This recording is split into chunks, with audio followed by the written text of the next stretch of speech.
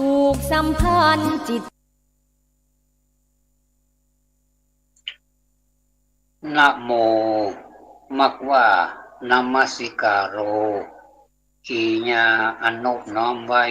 เมแห่งข้าอัตหูจุมีตัสสะภะคะวะโตแด่พระผู้มีพระภาคเจ้าตนนั้นอรหะโตซึ่งเป็นผู้ไกลจากกิเลสสัมมาสัมพุทธัสสะตรัสรู้ชอบด้วยตนด้วยดีนั่นแหละขอความสุขความสวัสดีจงมีแด่ท่านผู้ฟังทุกท่านวันนี้ขอเสนอถ้อยคำสำนวนล้านนาเล่มที่หนึ่งขออนุญาตอาจารย์สนั่นธรรมทิสำนักส่งเสริมศิลปวัฒนธรรมมหาวิทยาลัยเชียงใหม่ที่ได้นำเอามาเผยแพร่ต่อเพื่อให้หมู่เฮาเจ้าข้าทั้งหลายได้ห่านถึงความสำคัญของกรรมมาเก่าจะขึ้นต้นคำว่ากอไก่ก่อนเนิ่เอาละมากอไก่ละกอไก่ตัวแรกกกห่างปล่อยวัดโอ้กกห่างปล่อยวัดนี่ให้นักแกนะเนาะให้จะเหลือเหือเลยเถอะเนาะคำว่ากกนะกกนี่เป็นคำกริยาคือหมายถึงตัดก็ได้ฟันก็ได้บันหรือซับก็ได้ในที่นี้หมายถึงกกหางคือตัดหางโดยเฉพาะหางไก่ที่จะนำไปปล่อยวัดธรรมชาติของไก่จะเป็นสัตว์ที่จดจำทิศทางได้ดีนะหันมันปักน้อยๆนะมันไปตามมันก็นิ้วเดียวละแต่มันจำจะดีแต่ถ้าถูกตัดหางจะจำที่ทางเดิมมาได้แล้วโอ้แสดงว่าสัญญาความจำอยู่ที่หางคุณก็ว่าใหญ่ดังนั้นหากได้ไก่จากบ้านอื่นมาเลี้ยงเนี่ยจะต้องตัดหางออกตัดหางออกให้ก่อนนะเอาออกให้ส่วนหนึ่งเพื่อให้ลืมบ้านเดิมถ้าหมาอันไม่จะซดปิกไปบ้านเดิมเนี่ยซื้อกันเรียบร้อยแล้วโอ้ปิกไปอยู่ต้องซื้อซ้ำ2 เชือก3 เชือกรู้นะแล้วก่อนถ้าบักกกเนี่ยนะมันจะจำบ้านเดิมทีนี้เอาโกกเห็นมันจะลืมบ้านเดิมแล้วมาตั้งต้นชีวิตใหม่กับบ้านใหม่เจ้าของใหม่อันนี้ความจริงเป็นความปรารถนาดีของเจ้าของคนเอามาเลี้ยงหรอกเอาไว้ขันมันเจ้าคนเฮาจังลูกควายใกล้ขันแล้วมันจังลูกกระหลอกไก่นี่มันตื่นเจ้าอย่ามันขันแล้วก็จับพอดีลูกสีหน้าสีตาถ้าอาบน้ำได้ก็สมอกนี่นะจะสดชื่นคนโบราณเชื่อว่าสิ่งที่เกิดในบ้านเนี่ยหากผิดธรรมดาโดยเฉพาะสัตว์เลี้ยงที่เกิดมาพิกลพิการเช่นแมว3 ตาก้าเนี่ยมาขาไปไก่ขากดเพิ่นถือว่ามันบดีถ้าเราถึงสัตว์ที่มีพฤติกรรมบ่พึงปรารถนาเช่นแมวขี้ลักกาเนี่ยแมวขี้ลักก็มีรู้เนาะเพื่อเอาใส่ถุงนะ2 จาน 3 จานผู้ดังมันดีขนาดนั้นมันยังจิกซากวากเวกกินหัวในถุงเฮาหันอยู่มันเป็นถุงเซลล์หรอกเอาก็นึกว่ามันจะปลอดภัยเลยใส่2-3 จานนี่เนาะเอาวางไว้หั่นปอดท่อเจ้าแมวเหมียวจัดการเรียบร้อยหมดเลียปากเลียคอแลบๆเลยบ่ได้กินสักคำหรือก็ก้างเนี่ยแมวขี้ลักแมวขี้ขโมยเนี่ยนะมาสวกหรือไก่ขึ้นเฮือนไก่ที่ยังชอบขึ้นบ้านหรือว่าขึ้นเฮือนนี่นะต้องนำไปปล่อยนอกเขตบ้านแต่จะเอาไปปล่อยไหนก็กลัวว่าสัตว์นั้นจะถูกทำร้ายหรือไม่ก็จะอดอยากเนี่ยเนาะก็เลยนำไปปล่อยวัดซึ่งเป็นเขตอภัยทานและมีอาหารตุยทุกเจ้ามันถึงมีเข้าโค่นบาทหรอก เพิ่นล้างบาทนี่ก็ร้องแรงก็กองแกงก็เอาวันเอาหื้อไก่เอาหื้อนกมันทอดมันสอบมันทอดยิ้มหรอสับปอกแปลกๆหมดผู้เม็ดเลยอ่ะ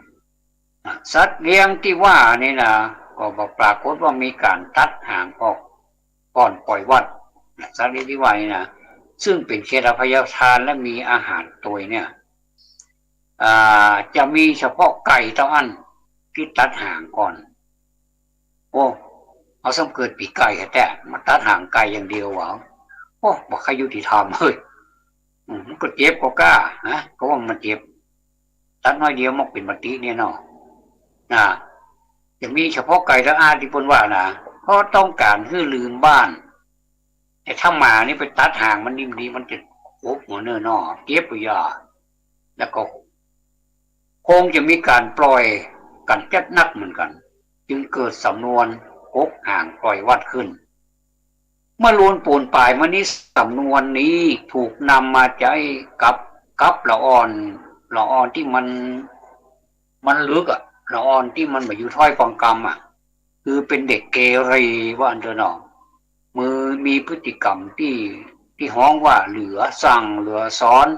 จนพ่อแม่เอื้อมละอาต้องตัดขาดบ่ใหญ่ดีบ่ข้องเกี่ยวและบ่เอาเป็นธุระแห่งต่อไปเหมือนเอาไก่ตัดห่างแล้วปล่อยวัดจะได้ก็ตามในสำนวนนี้ไปตัดกับสำนวนไทยที่ว่าตัดหางปล่อยวัดต่างกันที่คำอธิบายที่มากล่าวคือสำนวนไทยอธิบายว่ามาจากการนำไก่ตัดหางแล้วไปปล่อยวัดเพื่อสะเดาะเคราะห์แต่เมื่อเทียบกันทางความหมายแล้วไม่มีความแตกต่างกันแต่ประการใดอันหนึ่งการตัดหางไก่ยังเป็นธรรมเนียมปฏิบัติก่อนที่จะให้ไก่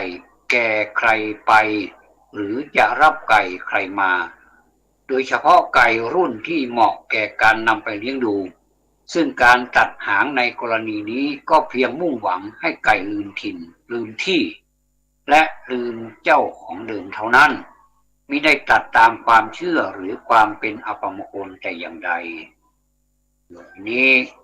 ความเชื่ออย่างนี้มันก็มีแตกต่างกันไปเฮาใครได้อันที่หนึ่งก็คือบ่เชื่อว่ามันคือมันจาอย่างมันบอกมันยังเป็นสัตว์ธรรมดามันสิฮู้หยังเพียงแต่ว่าหัวมันปิดไปบ้านเพราะความถ้าหากว่าได้ตัดแล้วเนี่ยมันก็จะสัญญามันก็จะประจำที่บ้านมันก็จะมาอยู่บ้านใหม่นะต่อไปเป็นก้นตังก้นตังเฉพาะคำว่าตังถ้าออกเสียงตามสำเนียงล้านนาต้องอ่านว่าตังนะคือตังนี่แหละก้นตังแต่ถ้าเป็นบ้านเฮาของวัดตังหมายถึงยางไม้ชนิดต่างๆที่มีความเหนียวเป็นต้นว่ายางข่อยยางบัดเดือยางหักอย่างนี้เป็นต้นยางไม้ต่างชนิดเมื่อนำมาผสมกันแล้วก็เอาไปเคี่ยวไฟให้เหนียวเข้มข้นขนาดเลยลักษณะเนื้อหนาติดนึบเนี่ยชาวบ้านกึดขึ้นมาเพื่อใจดักสัตว์ตัวน้อยๆมีปีกอย่างเช่นนกไปจนถึงแมลงต่างๆสัตว์ปีกบอกว่าจะเป็นนกหรือแมลงเนี่ยนะแต่ถ้าเอาเผลอตัวไปเกาะบริเวณที่ตาด้วยต่างเนี่ยตีนและขาจะติดอยู่ดึงก็บอกออกยิ่งถ้ากับคือปีกปีกยิ่งติดอีลวงตรงนางติดนางนัวไปมัดไปใหญ่เลยอันนั้นน่ะก่อนนั้นน่ะไผ่อยากได้นกมากินจะใจต่างดักนกไผ่อยากได้จักจั่นที่อยู่บนต้นไม้สูงมาคั่วกินก็ใจต่างติดไปไม้ยาวไปติดสมัยนี้ค่านิยมเปลี่ยนไปมีการใช้กาวเคมีจับสัตว์ไผ่จ้างหนูก็ใจกาวดักหนูไป ไปมาชอบแมลงวันก็ไปใช้กาวดับจับแมลงวันมาดับจับแมลงวัน ซึ่งมันก็คือต่างชนิดหนึ่งทีนี้มาอู้ถึงคำว่าก้นต่างก็หมายถึงก้นที่มีต่างติดอยู่เป็นคำสำนวนห้องคนที่นั่งในติดหั่นนี่นะนั่งเมินจนลุกบ่ขึ้นอย่างคุณว่าก้นต่างคืออู้เมินเกินไปบอกหูจักเลือกจักลามันน่าเบื่อนะเข้ากับสำนวนปราบคนลักษณะนี้ว่าไปเรือนท่านอย่านั่งนานนี่นะกล่าวถึงสำนวนนี้แล้วก็ให้นึกถึงการเชื่อมโยงไปถึงมนูนนี้มียางเหนียวหรอกการจะว่ากล่าวกันซื่อๆนี่มันคงจะว่าสนอไพเราะโสดว่าก้นตังจึงอู้กระทบว่ากินแกงมนุนอย่ากล้านะมันก็หมายความว่ามันเหนียวมันลุกมาได้ก้นมันตังมันย่างมันหนุนติดที่ก้นนั่นเนาะกินคือกินแกงมะหนุนหรือเปล่าเนาะแปลเป็นภาษาไทยถ้าหากว่าได้ยินคำอู้ลักษณะนี้เนี่ยจะต้องรู้สึกตัวและขอตัวปิกในที่สุดสมัยบะเก้านี่บ่าวคนใดที่บ่เป็นที่เปิงใจของสาวนี่นะเวลาไปนั่งอู้เมินนี่สาวมักจะอู้กระทบเป็นกรรมบูหารว่าไอ้พี่จันกินแกงมะหนุนบ่าวใหม่มาลูนบ่มีว่างเข้าไอ้หรอกไอ้พี่จันกินแกงมะหนุนบ่าวใหม่มาลูนบ่มีว่างเข้าก็แปลว่าพี่คงทานข้าวกับแกงขนุนมาแน่ทำให้คนที่มาทีหลังไม่มีโอกาสได้เข้ามาหาน้องเลยเมื่อหนุ่มได้ยินเช่นนั้นต้องรีบลุกลากลับโดยฉับพลันทันด่วนอันนี้เรียกว่าโกนตังโกนตั้งฝากปากตั้งเข้าโอ้อันนี้ตั้งนักสำนักแก่ในเนี่ยฟังไปเถอะโกนตั้งฝากปากตั้งเข้ามันเป็นตัวเมืองนะเนี่ยอ่านเป็นตัวเมืองโกนตั้งฝากปากตั้งเข้าตั้งหรือว่าทั้งนะภาษาไทยเขียนว่าทั้งแต่อู้เป็นคำเมืองว่าตั้งนะออกเสียงตามลิ้นคนล้านนาว่าตั้งมีความหมายโดยทั่วไปว่ากระทุ้งกระแทกเอาวัตถุที่มีลักษณะยาวๆหรือแหลมๆทิ่มแทงด้วยแรงและเร็วเข้าหมายถึงเข้าโดยปริยายหมายถึงอาหารเข้ากำเมืองนี้เปิ้นจะเขียนเป็นเข้าเหมือนเข้าไปในบ้านเข้าไปในสวนอย่างนั้นแต่เข้าตัวนี้คือออกใครสละเอาไม่โทเข้านะเข้าที่กู้เขาออกอินเอาอินเช็คอินเนี่ยเช็คอินก็หมายถึงเข้าไปเช็คเอาก็หมายถึงเช็คออกมาอย่างนั้นก็เวลาเขียนนี่ก็จะเป็นเข้าตัวนี้แต่ความหมายก็คือข้าวขออาวอไม่โทนั่นแหละนะ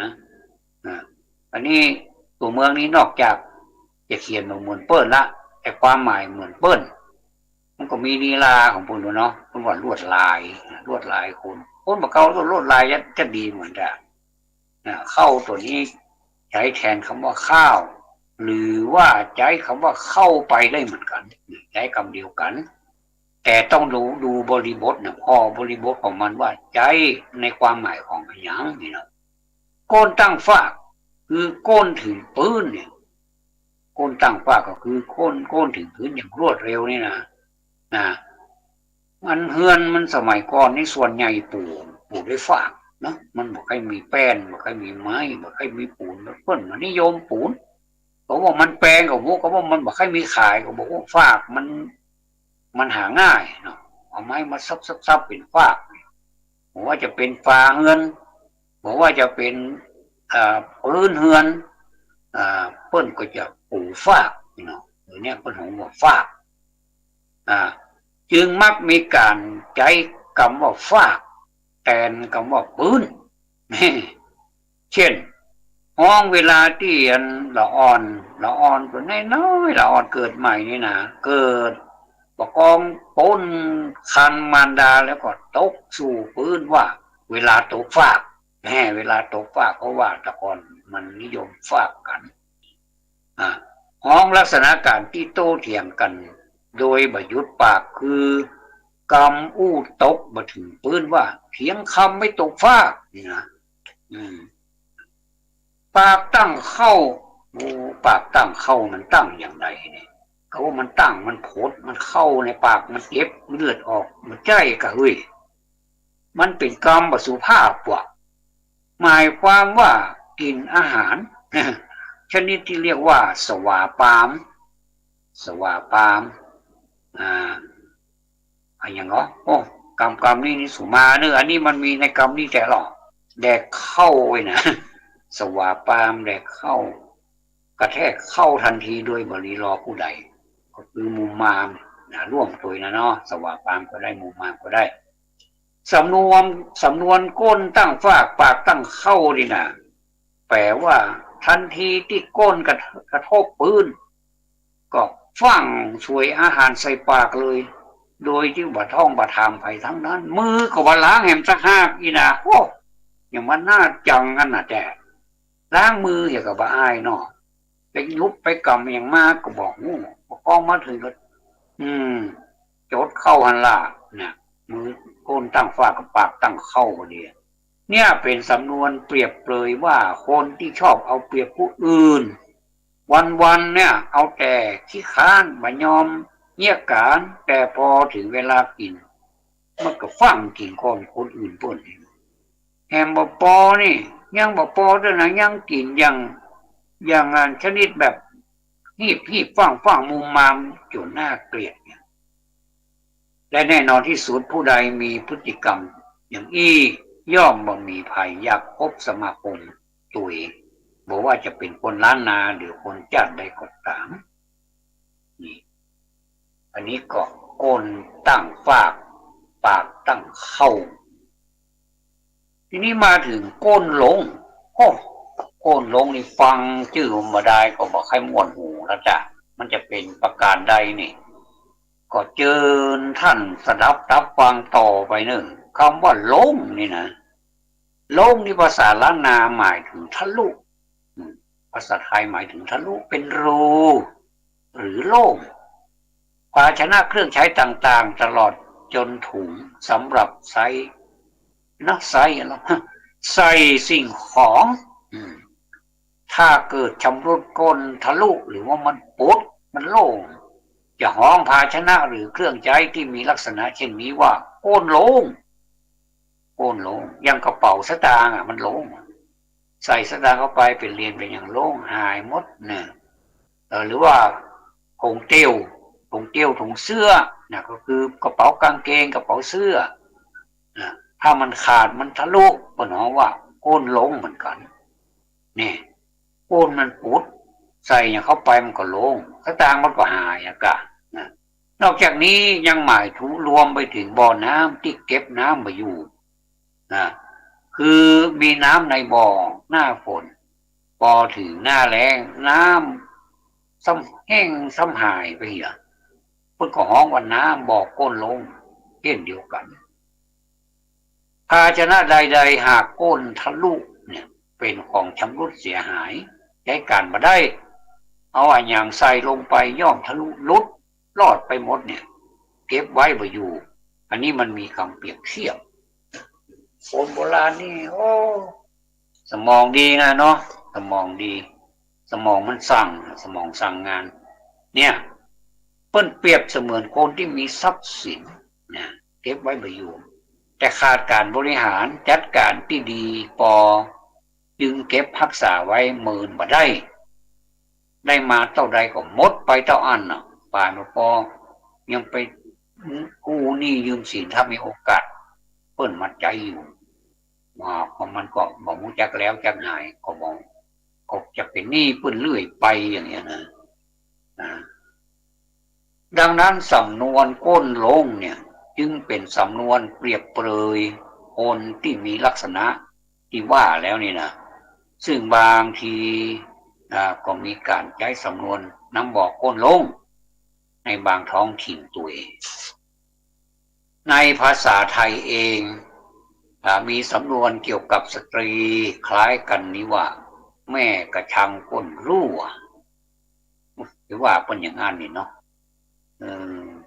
มันถ้าจะมีที่มาก็หาเนาะขอลองฟังก่อนแล้วว่ามันเป็นกระชังก้นรั่วได้อย่างไรแม่กระชังต้นรั่วก้นรั่วนี่หมายถึงแม่บ้านที่มักใช้จ่ายเงินทองอย่างสุรุ่ยสุร่ายใช้อย่างไม่บรรยะบรรยังเงินทองที่หามาได้มากน้อยเพียงใดก็ไม่พอจับจ่ายเหมือนกระชังที่ก้นมันรั่วจับปลามาใส่เท่าไรปลาก็ถลายออกรอยรั่วไปหมดนะชายใดอยากได้ภรรยาที่ดีไว้เป็นแม่สีเรือนหากได้ภรรยาที่เราเข้าลักษณะนี้คงต้องเปลี่ยนคำใหม่ว่าเป็นแม่ผีเรือนเป็นแน่นะโอ้จากแม่สีมาเป็นแม่ผีโอ้เด็กไกลกันขนาดเนาะอันนี้เพิ่นว่าคอนเวิร์ตหรือว่าตรงกันข้ามกันเลยสำนวนก้นลงสำนวนก้นลงนี่กับกระชังก้นรั่วมีความหมายทั่วไปค่อนข้างตรงกันแต่ก้นลงก็มันจะกว้างกว่านะเพราะว่าก้นลงมันไม่ได้หมายถึงภาชนะใดหรือเพศใด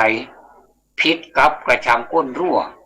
หมายเอาเฉพาะกระชังและเจาะจงเปรียบเปรยกับเพศผู้หญิงเท่านั้นที่พ่อใจนี่ยังบอกเปรียบเปรยพ่องแสดงว่าพ่อใจนี่เปิ้นฮื้อเกียรติไม่ยิงเก็บสตางค์เรื่องของมันเรื่องของเรื่องเวลาพ่อใจไปหิหามาได้เต้าอี้ก็เอามาฮื้อไม่ยิงซึ่งเป็นแม่สีเรือนนี่ก็เก็บไว้จัดการบริหารสตางค์ที่หามาได้ด้วยหยาดเหงื่อแรงงานของผัวเนี่ยหรือว่าสามีเนี่ยเก็บไว้เป็นสัดส่วนว่าเจ้ว่าจ่ายตะวี่ตะบันพอบ่เหลือมีอย่างสักอย่างกลายเป็นกระชังก้นรั่วไปอย่างเพราะฉะนั้นนี่จะต้องพิจารณาดูตัวเก่าด้วยว่าตัวเก่าเป็นไม่ยิงในลักษณะไหนถ้าเข้าลักษณะกระชังก้นรั่วแล้วก็รีบแก้ไขทันทีทันใดเลยทราบแล้วเปลี่ยนหมู่เฮาแล้วเขาก็จะได้บอกน้องเฮาว่าเอากระชังก้นรั่วเขาแล้วเขาก็จะแปลกใจแล้วเขาก็จะฮักเฮาเหลือเก่าเขาดึงไปไหนเนอะยักการเซ็ตก็ปีกมานะสตางค์ได้400 300ก็มาเต็มนะ300 400นะถึงบ่บ้างบ่บินไปไหนสักทีเชื่อกามีตัวอย่างมาแล้วอย่างอี้นะเรื่องนี้นะมันมีตัวอย่างมาแล้วนะก็เอาก็เปลี่ยนแปลงพฤติกรรมเหียนะเป็นว่าเขาก็มันก็ขอบคุณนะยินดีที่บอกนะเขาก็ไปเปลี่ยนแปลงพฤติกรรมของเขาเนี่ยมันก็เป็นอันเสร็จพิธีเนาะก้นเป็นขากปากเป็นหมุยตีลูกอุยที่แห่เหม็นอุยญาติพ่อจายขาไล่คุยยุยหรอโคตรโทษโอ้ก้นเป็นขากปากเป็นหมุยตีลูกอุยที่แห่เหม็นอุยญาติพ่อจายขาไล่คุยยุยโอ้แปลว่ามีขี้ขากที่ก้นเรื่องของมันนะก้นเป็นขากเนี่ยมีขี้ขากที่ก้นก็บริเวณริมฝีปากมีหนวดเขาขึ้นอันนี้เป็นว่าปากเป็นหมุยชอบโชคต่อยมีกลิ่นขี้เต่าก็คือขี้แห้นั่นน่ะที่ขามีรอยซับคือลูกกระจายบางอย่างมันก็ต้องแก้ไขของหนึ่งถ้าหากว่าแต่ก้อนนี้เปิ้นฮื้ออันความคำจำกัดความหรือว่าบริบทของคำว่าพ่อจายเนี่ยมันจะต้องมีขี้แห้ตัวเองมีขี้เต่าตัวเองนี่อันนี้เป็นพ่อจายแท้ๆแต่ประเดี๋ยวนี้เป็นโรคสังคมรังเกียจเนอะก็บอกมีก็ได้อันนี้นะมีขี้กาก ที่โกนอันนี้ก็บ่มีก็ได้บ่ต้องไปมีอ่ะมันคันตัวแล้วมันน่าเกลียดตัวถึงแม้ว่าไผ่บาหันก็จ้างเตอะแต่มันเสียบุคลิกอะนะเวลามันคันมันนี่เหงื่อออกเห็นหน่อยนะคันมันนี่เก่าแล้วหรอกขยันน้ำลายเยอะเจยๆนะบัดท่าแต่โอ้ยังได้เสียบุคลิกหมดอ่ะเนาะอ่าบริเวณริมฝีปากมีหนวดเขาขึ้นอันนี้ก็ยังพอว่ากันพอว่าแล้วเปิ้นบางคนเปิ้นก็แต่งหนวดแต่งเขาเปิ้นก็มันอยู่ที่ความชอบของคนแล้วก็บุคลิกของคนแต่นะบางคนก็วันหน้าไว้หนวดก็มาไว้อย่างนี้นะโอ้ต้องให้หรือเก่ากันนี้นะก็พูดเหี้ยก็โกนเหี้ยนะแล้วยิ่งโกนมันก็ยิ่งออกมันต้องมีมีดโกนไปเดี๋ยวนี้มีดโกนนี่มีสปะไว้เออโกนแบบไม่ใช่แบบโบราณนั่นนะมันจะมีขอมีอย่างมันบอกเข้าเนื้อนะไว้บอกเปิ้นฉลาดเนาะเดี๋ยวนี้เปิ้นเก่งโรงงานนี้เปิ้นเก่งแป้งแข่งกันขนาดอะบริษัทนี้แป้งแข่งกันขนาดโกนบอกเข้าเนื้อบอกเข้าจีนบอกเข้าหนังว่าบาดเจ็บบ่มีเลือดที่เตอะแต่ถ้าเป็นมีดยังสมัยละก้อนยังปิดมีดที่เปิ้นเอาไปเตาะผมนี่นะที่จ้างตัดผมนี่เปิ้นเนี่ยนะโอ้เก่งเนอะแท้ท่านเรานี้เก่งกว่าบ่เคยเข้าหัวเลยเนอะมีดยาวๆนะท่านผู้ฟังเคยอ่านก็ถ้าเกินโคนขึ้นไปนี่จะได้ตัดบัดเดี๋ยวนี้ก็ยังมีอยู่ก็มีอยู่นะที่เปิ้นใจมีดอันยาวๆเนี่ยมีดเนี่ยพอเอามาปอกผลไม้เนี่ยปอกหน่วยไม้เนี่ยมันจะมีพับได้เหตุหรอกมันจะไปเกียดกับอย่างนั้นจะก็ผ้ากับอย่างนั้นแค่ตัวเดียวมาโคนมดเนื้อมาเข้าไว้นะตำนีบตำง่อนตำอย่างเนี้ยก็จะโกนมันโกนที่ง่อนนี่นะที่มันเป็นนั้นปุยนี่นะออกมาอะไรเรียบร้อยดีขนาดเข้าไปนี่โหผมนี่มันพอที่บอกเป็นทรงแล้วหรอยังเป็นลูกปลาโคมาอ่ะประกองเข้าไปนะชอบเป็นทรงปิกออกมาเนาะเป็นคนละโคนเลยอ่ะตะกี้มาบัดรอเลยอ่ะตะกี้เลยนะประเดี๋ยวนี้ออกมานี่รอขนาดไว้สาวจำพวกบัดได้อ่ะว่าอายดูไหนมาอ่ะโอ้ยน้องคนเดิมนะกะอย่าพวกยังมารออย่าต้องอายม้วนไปบุญละรอโดนสาวเซลไอ้นะอันนี้บริเวณหิมปีปากมีหนวดเอาขึ้นชอบโชคต่อยโชคต่อยนี้ถ้าผลเป็นบนเวทีได้สตางค์ตามกติกาก็ยากตึกเนี่ยเดี๋ยวไปหาเรื่องชกทะเลาะเบาแวงกันนะ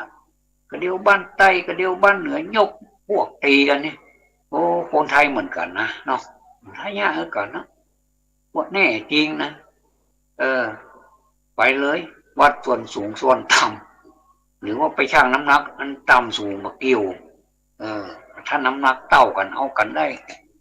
ช่วงโชคอย่างนี้ปอกันหรือว่าอาจจะเสียเปรียบกันไปห้องปฏิเตอะอันนี้เป็นของว่าโชคมวยนี่มันก็มีอย่างสองอย่างมีอยู่สองอย่างก็คือโชคมวยแบบสมัครเล่นนะเป็นกีฬาสมัครเล่นนะเพอมาชนะก็ดังไปเลยเป็นของว่าดังข้ามทวีปเลยดังจากต่างประเทศมาเลยข้ามทวีปมาถึงเมืองไทยนี่ดังเมินมีวีรบุรุษที่ไปขายกำปั้นเนี่ยเป็นนักมวยสมัครเล่นเนี่ยก็มีอยู่หลายท่านทั้งในอดีตแล้วก็ปัจจุบันนี้ก็ดังกันนะก็รู้จักกันเป็นอย่างดีอันนี้เพิ่นฮ้องว่าโชคมวยได้สตางค์แต่ว่าถ้าชอบชกกันตีกันทะเลาะกันบุกกันถ้าอย่างนี้นี่บ่ได้สตางค์ได้เสีย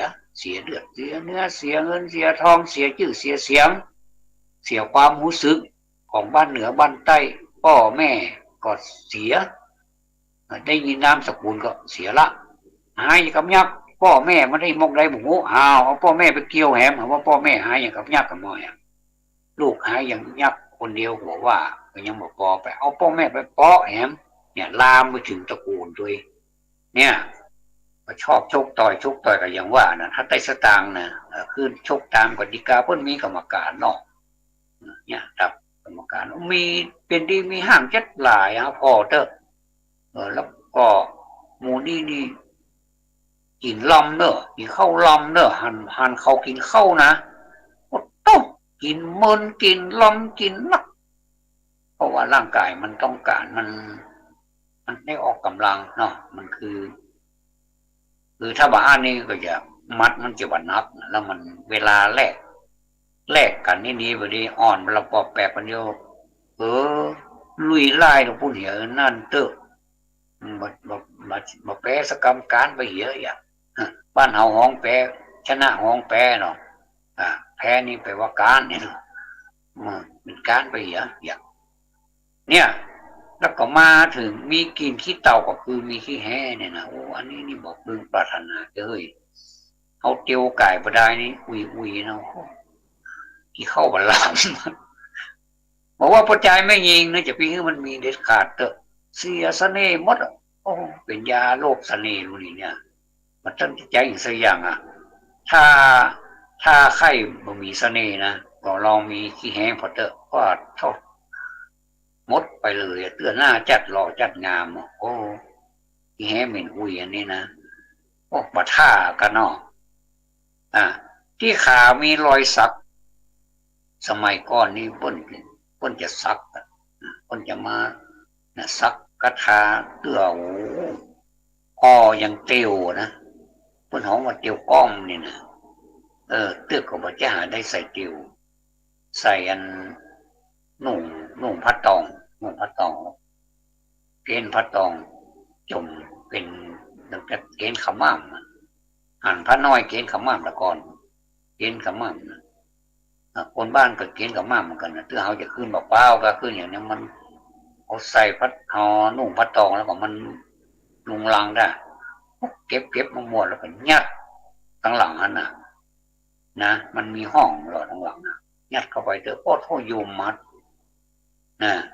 อันนี้เปิ้นของว่าผ้าตองนะเวลาเอาฮื้อผ้าตองขึ้นนะละวันเขาว่าโคนนั้นซักนี่นุ่งเตียวก้อมมาใจเตียวก้อมหรอกเปิ้นซักเป็นลายขาลายหุยนั่นก็เป็นความเชื่อของแต่ละคนมันก็อยู่ที่ความเชื่อแล้วความหูไผ่หูมันทั้งที่การซับนี่มันเหมือนที่ว่ามันจะมาเจ็บนะปอดเน็ตขนาดเหมือนกันแสดงว่าเขานี่ก็หยาบนักแกละโอ้มันซับเวลาซักหรือซับนี่นะมันเหมือนที่ว่าเบาๆเนาะอีกกินออกมาตัวอีกมือหนึ่งอันนี้เพื่อนบอกว่าถ้ามีรอยสักเนี่ยเพื่อนว่าคือลูกตัวใจบางคนก็ซับหัวซ้ำนะพวกหนังหัวเนี่ยโอ้เฮานี่ยุงคบมาได้เฮาก็ยังคันขนาดละถ้าเฮาไปตุ๊บไปต่ำใจอย่างนั้นเจ็บขนาดละซ้ำมาซักบนหัวนี่แหมแล้วบอกว่าซักมาได้ซักเป็นตัวเป็นตีนเป็นตัวหนังสือซักแล้วก็คนซักนี่งามเลยอ่านได้เลยก่อยตัวอย่างนี้อ่านได้เลยอันนี้เพิ่นฮ้องว่ามีรอยสักที่ขาอันนี้เพิ่นเปรียบที่ขาเนาะแต่ตะกี้นี่เอาไปเปรียบที่หัวคงจะบ่เบี่ยงเบนหรือว่าบ่ปิดประเด็นเท่าใดเนาะเอาไปเปรียบที่หัวมาได้แต่นี้เพิ่นเปรียบดีว่ามีรอยสักที่ขานี่มีรอยสักเขาก็ว่าที่หัวก็มีรอยสักเนาะคือลูกพ่อจายเนาะสำนวนนี้บอกรสนิยมขอ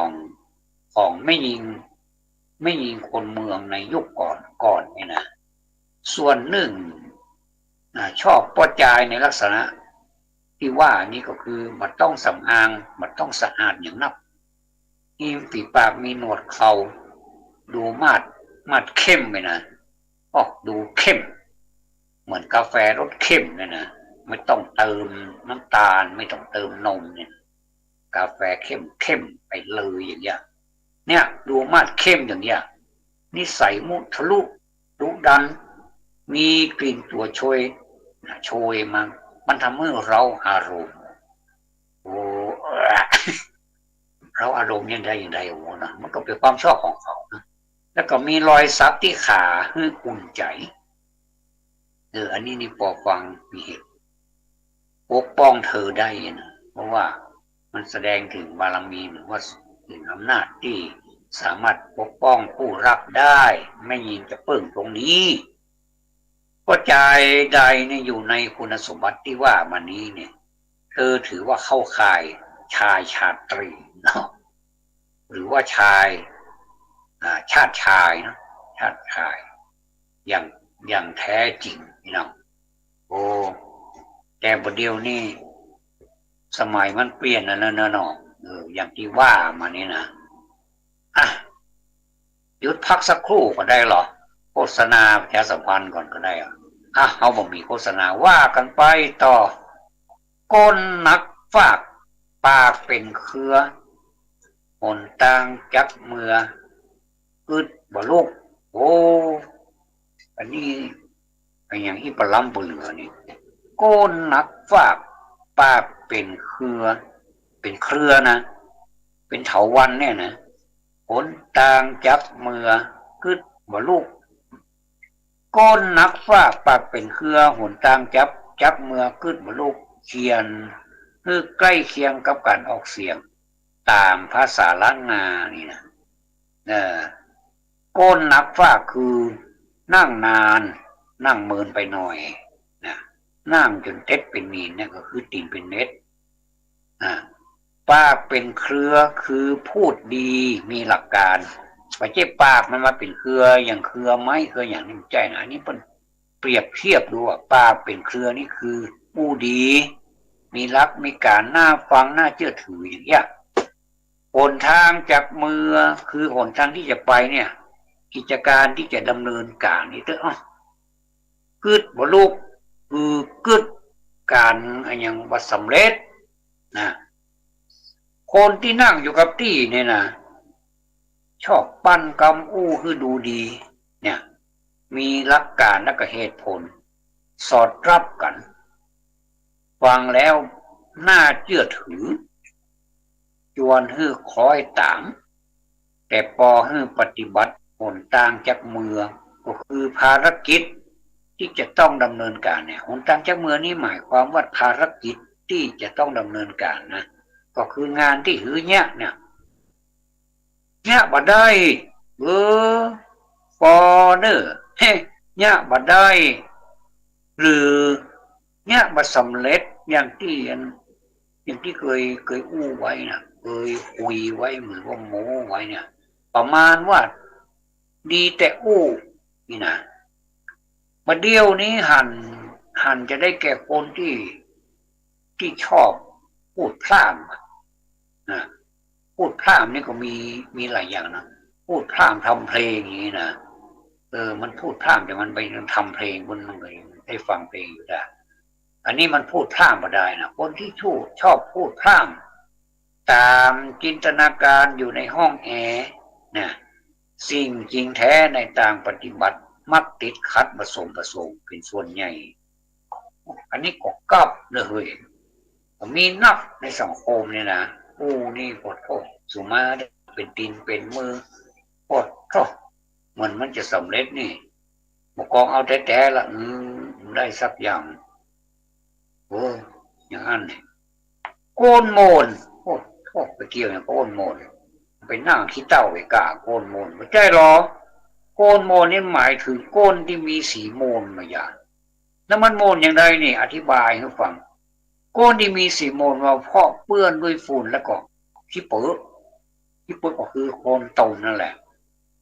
ก็หมายเอาเด็กวัยที่มันหายนี่นะหมายเอาเด็กวัยซนเนี่ยโดยปริยายหมายถึงเด็กรุ่นวัยขนองเนี่ยยังไม่มีวุฒิภาวะเนี่ยอันเนี้ยโกนโมนเลยมักมีพฤติกรรมบ่พึงประสงค์ชอบก่อเรื่องวุ่นวายบ่เว้นแต่ละวัน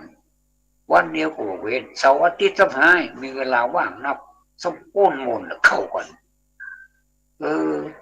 มีแหมสองกำเนิดที่ใกล้เคียงกันนี่นะได้แก่จกโลนหรือว่าจกลนส่วนมากเขาจะพูดเป็นจกโลนแบบเรียกจกโลนแต่ในหนังสือพี่น้องเพิ่นเขียนเป็นจกโลนมีสระโอด้วยนะจกโลนเป็นเสียงยาวเสียงอีค่ะถ้าเป็นจกโลนนี่เป็นเสียงรัศะเสียงสั้น อาจจะโจกโลนหรือโจกลนก็ได้เนาะอ่าโจกโลนนี่ออกเสียงตามภาษาพิมพ์ว่าโจกโลนอ่าถ้าเป็นภาษาไทยนี่เป็นโชคโลนเป็นพวกสัปปดน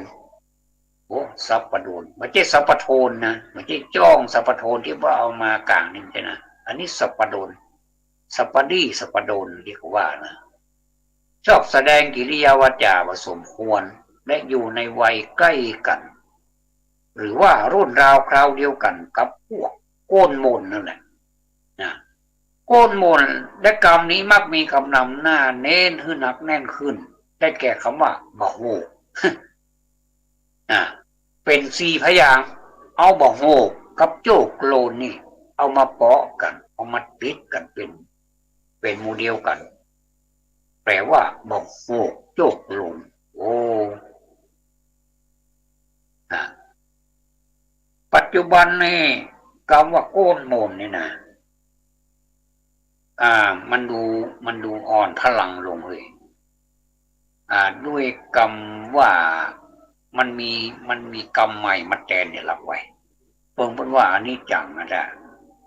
สิ่งที่มันเปลี่ยนแปลงได้เนี่ยเปลี่ยนแปลงไปในทางดีบ้างไปในทางบ่ดีบ้างมันจะมีการเปลี่ยนแปลงอยู่ตลอดเวลาอันนี้ก็เหมือนกันโค่นมนนี่อ่อนพลังละแต่คนสมัยบัดเดียวนี่นะใจกรรมที่มันตันสมัยมันแทนที่แล้วไว้ได้แก่คำว่าเด็กแว้นนั่นแหละเด็กแว้น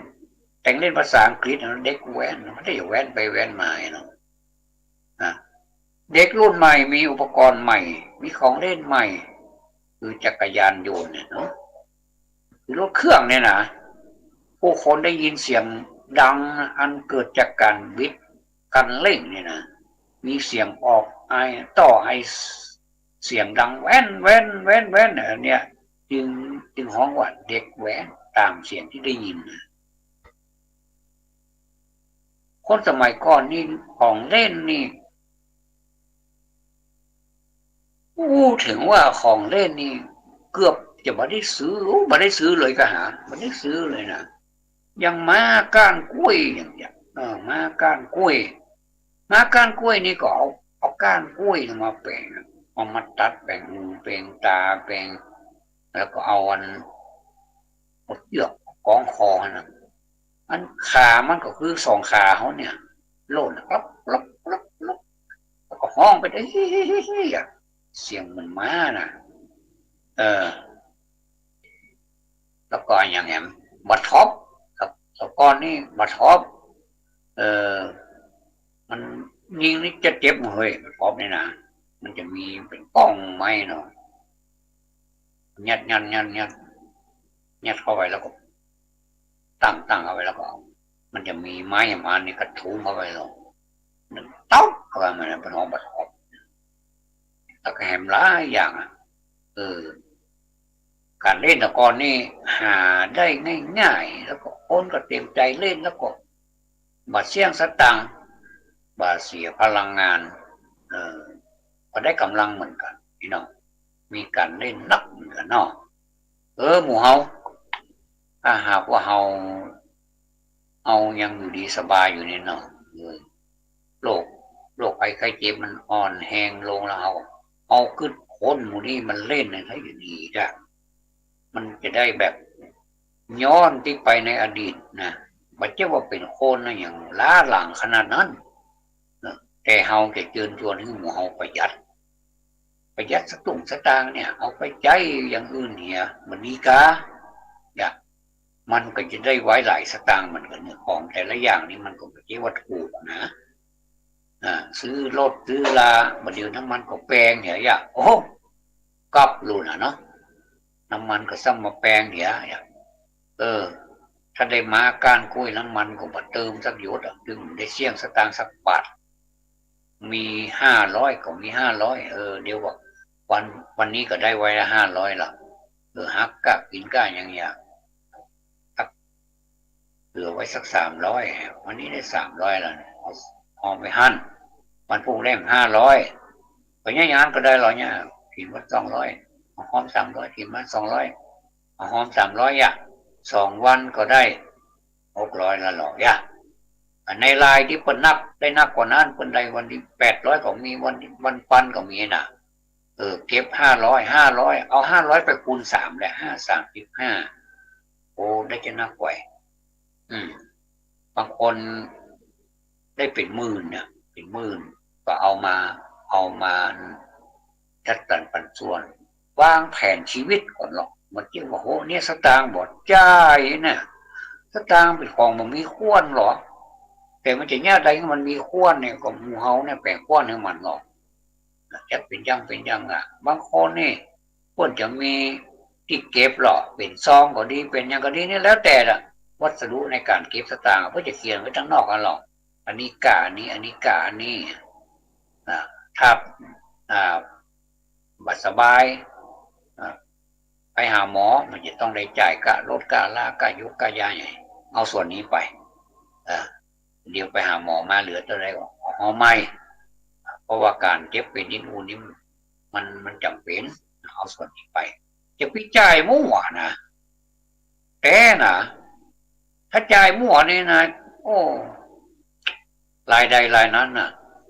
วุ่นวายขนาดเนี่ยที่เฮาหั่นกินข้าวถึงวันเพราะจ่ายมั่วได้มานี่มันได้มาแต่ว่าเวลาจ่ายนี่มันจ่ายบอกว่าเรื่องมันจ่ายไปเรื่อยอย่างนี้นะไปเรื่อยไปเตยนะอันนี้ไปถึงมาได้คติในการหอมสตางค์ตุยเนาะจะได้ก็ตามแม้ว่าก้นมนเนี่ยจะอ่อนพลังลงไปห้องแต่ก็ยังมีลมหายใจอยู่ในสังคมชนบทและอาจถูกนำปิกมาทบทวนแห่งเตื้อหนึ่งเมื่อความสำคัญของภาษาถิ่นปิกคืนมาตรงนี้มาเนอะตรงนี้นี่ตัดนี้นี่พอมีกรรมแทรกพอมีกรรมความคิดความหันแทรกเข้าไปเกิดของว่ากรรมความสำคัญของภาษานี่ภาษานี่สื่อให้หมู่เฮาได้รู้ลงว่ามันหมายความว่าอย่างไรคนเมืองเฮาส่วนใหญ่แล้วเวลาเฮาอู้กรรมเดียวนี่มันจะรู้เลยว่ามันหมายความว่าอย่างก็ต้องพอกิริยาท่าทางแล้วก็บอกพออาการกระทำในขณะนั้นตัวว่าเนี่ยอย่างเขาเข้าไปในเฮือนอย่างเข้าไปเอาหมอนหรือปอกกระหมออย่างเกือบปอมันนอนตื่นมันฮ้อนนอนหน้าฮ้อนเฮือนเป็นฝ้ากันแล้วมันนอนตื่นลมมันเย็นเนาะอย่างแค่นอนสักนิดพอแล้วเนาะเข้าไปในเฮือนเนี่ยเข้าตัวนี้หมายถึงเข้าแล้วมันจะเข้าที่เอามากินนี่นะแต่ถ้าสมมุติว่าถ้าอยากกินข้าวแท้เนี่ยแสดงว่าข้าวตัวนี้แปลว่าข้าวคืออาหารการกินแต่เวลาเขียนกับนี่มันจะมีเป็นกรรมเฉพาะของมันเนี่ยเข้าในใจในลักษณะใจในความหมายเป็น2 อย่างก็คือเข้าไปคู่กับออกนี่นะเอาอินเนี่ยนะเข้าออกเข้าเนี่ยเข้าออกนะแล้วก่อนข้าวหรือว่าใจก็ว่าเข้าเหมือนกันนี่คืออันนี้ของรับประทานเป็นอาหารชนิดหนึ่งที่มีลักษณะเป็นเมล็ดมีหนึ่งข้าวเจ้ามีหนึ่งข้าวนึ่งเนี่ยแล้วก็ข้าวนี่สามารถแปรรูปมาเป็นข้าวนมแหมอย่างก็ได้เป็นแป้งสารพัด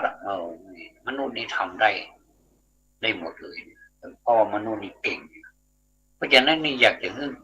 ภาษาเมืองของเราเนี่ยแพร่ไปทั่วบ้านทั่วเมืองพื้นที่ล้านนาของเราเนี่ยบอกว่าจะในเต่าไฟในบ้านในจองในของมีตัวหนังสือเมืองเนี่ยคู่กันไปตุยเราจะได้ตัวเมืองของเราจะได้เฟื่องฟูแล้วเราจะได้มีความภาคภูมิใจในตัวเมืองของเราเนี่ยว่าบัดตกบัดโลนไปไหนความจริงก็ไม่ได้หายไปไหนอยู่กับเราเนี่ยอยู่กับเรานี่ท่านผู้ฟังสังเกตบอกว่าอยู่กับเรานี่อยู่กับเรานี่เพราะอะไรอย่างถึงอยู่กับเราให้ท่านตอบถูกแม่นละหมายความว่า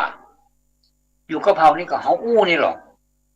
อู้เนี่ยเป็นภาษาที่ถ่ายทอดกันมาของว่าเป็นภาษาเมืองแล้วนะนี่เนี่ยเป็นคนเมืองเขาเนี่ยนะแต่เฮาอยากจะให้ได้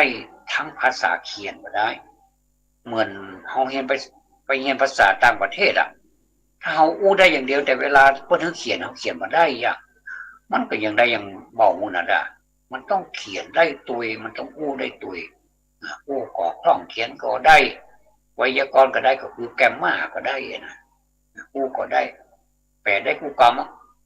เนี่ยอันนี้ไปดูอันคลิปหนึ่งเนาะมีเลขานุการอบตของตำบลของหมู่หนึ่งโอ้ผู้ภาษาอังกฤษ speak English ก็เป็นไฟเลยไปแล้วก็แปลมาเป็นคำเมืองว่าเข้าท่าที่ไว้ได้เข้าท่าเนี้ยคนเมืองเขาเดียวไม่ธรรมดาเลยนี่บอกคนใดดีเขาก็ยกย่องคนเนาะอย่างนี้กามันถึงจะทันสมัยเวลาเจ้าต่างประเทศมานั้นถามอบตนี่เพิ่นมีบริการเฉพาะเลขาก็ใส่เลยโอ้ฝรั่งตบมือเลยทีนี้เนี่ยนำความเจริญมาสู่บ้านเฮาตุยด้วยการสื่อภาษาถ้าหากว่าเฮาสื่อภาษาพื้นเมืองของเฮานี่ล้านนาของเฮานี่แล้วก็ speak English ได้ตุยโอ้ได้หลายภาษาแล้วเฮาได้เปรียบนะภาษาไทยเฮาก็ได้ภาษาเมืองเฮาก็ได้ภาษาต่างประเทศเฮาก็ได้ได้มามันได้อย่างไรก็ต้องอ่านต้องขยันต้องทำความรู้จักกับเปิ้ลเราถึงจะได้นี่นะเพราะภาษาแต่ละภาษานี่จะว่ายากมันก็ถึงยากหนึ่งมันเป็นภาษาไม่ใช่ภาษาแม่ของเราไม่ใช่ภาษาประจำถิ่นเราแต่คนเมืองนี่เก่งภาษาไทยแต่บ่เก่งภาษาเมืองมันก็ดีมืดนี่เนาะประเด็นนี้เลิกมืดละเพราะเราบ่ได้ส่งเสริมกันแต่ผมว่าถ้าเราส่งเสริมกันขอฝากไว้ในความคิดนะกำกึดกำอ่านของพี่น้องตัวนี้ว่าพี่น้องทั้งหลายของฝากไว้ตัววันนี้ก็ใช่มาได้แก่ป้นโมเนี่ยเนาะเขาได้กี่อย่างเนี่ยเดี๋ยวนี้ตั้งแต่โค่นกกห่างปล่อยวัดอันนี้มันจะโค่นอันนี้กกห่างปล่อยวัดแล้วก็โค่นตังแล้วก็มาโค่นตั้งฝากปากตั้งเข้าอันนี้พ้นจังว่ากันบ่อยๆเลยเนี่ยความจริงความหมายนี้ก็โคตรลึกซึ้งขนาดนี้มันเรียกว่าเป็นก้าคำกริยาอะไรว่าคนตั้งปากกับตากปากตั้งเป้าแต่ความหมายอย่างอื่นเนี่ยอันนี้มันทำรู้ความหมายแล้วผมน่าเจ็บใจน่าจะกลับตัวกลับใจยังไม่เนาะนายทุกคนผมต่อมาก็จะเป็นโป้นลงแล้วก็โป้นเป็นคาบปากเป็นหมุยปีลูกอุยขี้แห้เหม็นอุยญาติตัวใจขาลายคุยยุยนี่นะแล้วก็มาถึงอันต่อไปก็คือก้นนักฝากปากเป็นเครือผลตางจับเมือขึ้นมาลุกก็อธิบายไปแล้วแล้วก็มาโป้นมนนี่เป็นคำอธิบายสุดท้ายในวันนี้ก็ถ้าจะมาตึกนี่เห็นละเนาะเป็นอย่างนั้นก็หวังว่าคงจะเป็นประโยชน์กับหมู่เฮาเจ้าข้าทั้งหลายมืนมาได้เห็นเรื่องก็เป็นประโยชน์จัดนักความจริงเป็นประโยชน์จัดนักเมื่อเป็นประโยชน์แล้วก็ช่วยกันอนุรักษ์ช่วยกันเผยแพร่ต่อไปมันไม่ยากอะไรอย่างนั้นเป็นคำพูดของเอาเนี่ยมันได้เปรียบอยู่แล้วเพราะภาษามันไปแล้วแต่คนอื่นเนี่ยนะสุมาเตอร์อาตมาเคยไปสอนพิเศษภาษาล้านนานี่แผ่วฝรั่งมาเฮียนก็ก่อยปรากฏว่าฝรั่งเก่งเลยคนเมืองกันว่าโอ้อาตมาก็เลยงงทีแรกงงเป็นว่าเพิ่นเป็นลูกครึ่งระหว่างฝรั่งกับคนเมืองของเขาแต่อย่างใดฝรั่งลูกครึ่งเนี่ยเพิ่นไปอยู่ต่างประเทศมาเมืองเนี่ยสำเนียงมันต้องเป็นฝรั่งหมดแต่เพิ่นมาเฮียนเมืองเนี่ยนะโอ้นี่มีหลายคนหรอสัญชาติต่างประเทศหมดนะแต่ปิ๊กมาอยู่เมืองไทยนี่ขอเป็นคนไทยเนี่ยนะเป็นคนแป้เนี่ยนะไอ้อุดมจำกันได้ก็อันนี้นะเป็นตัวอย่างเด้อพี่น้องทั้งหลาย เวลาก็มาถึงมาเติงแล้วเด้อเอาก็จะวาดวางลงละก็พอไหว้สาเนาะไหว้สาขอบพระคุณในความขุนนาเนาะขุนนาของพระครูสมุทรวิสุวัตรวรจิโตหัวหน้าหรือว่าผู้อำนวยการสถานี FM 104.50 เมกะเฮิรตซ์วัดป่าหินมหาวิทยาลัยเชียงใหม่อย่างสูงยิ่งครับขอความสุขสวัสดีจงมีแด่ท่านผู้ฟังทุกท่านเจริญพร